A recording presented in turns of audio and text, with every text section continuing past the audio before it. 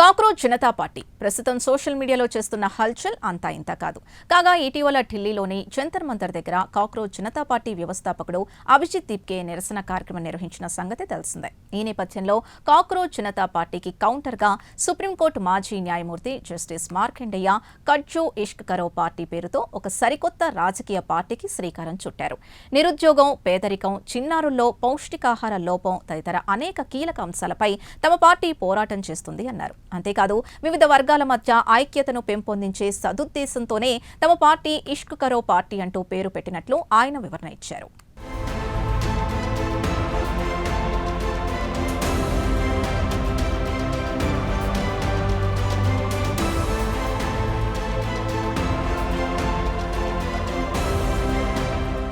Cockroach Janata party ఇటీవల దేశవ్యాప్తంగా hot topic అయిన అంశం ఇది. కాగా కాక్రోచ్ జనతా పార్టీ వ్యవస్థాపకుడు అభిజిత్ దీప్కే ఇటీవల అమెరికా నుంచి భారత్ వచ్చారు. ఢిల్లీలో ఇందిరాగాంధీ అంతర్జాతీయ విమానాశ్రయానికి చేరుకున్నారు. ఆ తర్వాత ఢిల్లీలో జంతర్ మంతర్ వద్ద కాక్రోచ్ జనతా పార్టీ వ్యవస్థాపకులు అభిజిత్ దీప్కే ఆధ్వర్యంలో పెద్ద ఎత్తున నిరసన కార్యక్రమం చేపట్టారు. కాగా సోషల్ మీడియాలో కాక్రోచ్ జనతా పార్టీ హల్చల్ చేస్తున్న నేపథ్యంలో ఒక కీలక పరిణామం సంభవించింది. సుప్రీంకోర్టు మాజీ న్యాయమూర్తి జస్టిస్ మార్కండేయ కట్టు ఒక సరికొత్త పార్టీ ప్రకటించారు. అంతేకాదు సదరు రాజకీయ పార్టీకి ఇష్క్ కరో పార్టీ అంటూ పేరు కూడా పెట్టేశారు. మౌలికంగా కాక్రోచ్ జనతా పార్టీకి కౌంటర్గా జస్టిస్ మార్కండేయ ఇష్క్ కరో పార్టీ ఏర్పాటు చేశారు. కాగా సుప్రీంకోర్టు న్యాయమూర్తిగా పనిచేసిన వ్యక్తి రాజకీయ పార్టీని ఏర్పాటు చేయటం అందరినీ ఆశ్చర్యపరుస్తోంది.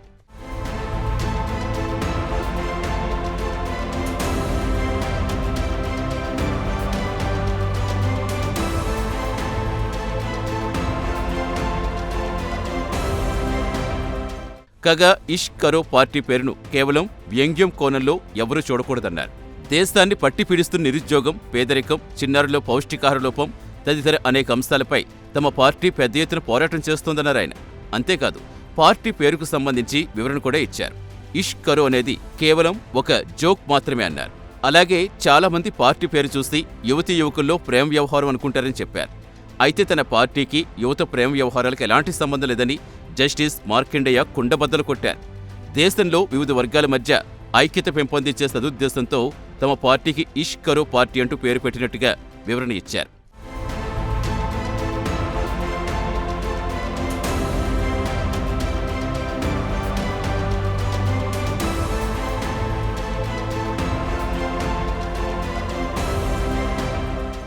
ఇదిలా ఉంటే తాను పెట్టిన రాజకీయ పార్టీలోకి రావాల్సిందిగా తృణమూల్ కాంగ్రెస్ నేత, పార్లమెంట్ సభ్యురాలు మహువా మొయిత్రాను జస్టిస్ మార్కండేయ ఆహ్వానించడం విశేషం. ఈ మేరకు మహువాకు ఆయన బహిరంగ ఆహ్వానం పలికారు. దేశంలో ప్రస్తుతం నెలకొన్న విభజన రాజకీయాలకు చెక్ పెట్టడమే తమ ఇష్క్ కరో పార్టీ ప్రధాన ఉద్దేశమని తెలిపారు.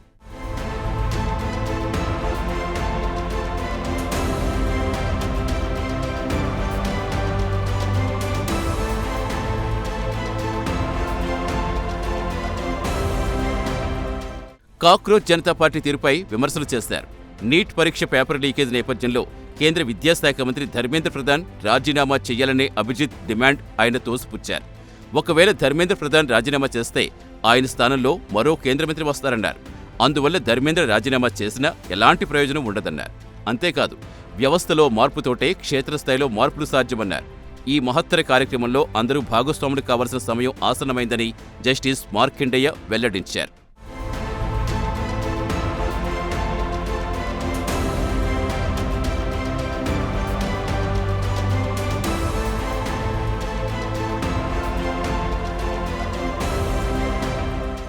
కాగా కాక్రోచ్ జనతా పార్టీ అనేది ఒక భారతీయ వ్యంగ్య రాజకీయ ఉద్యమం.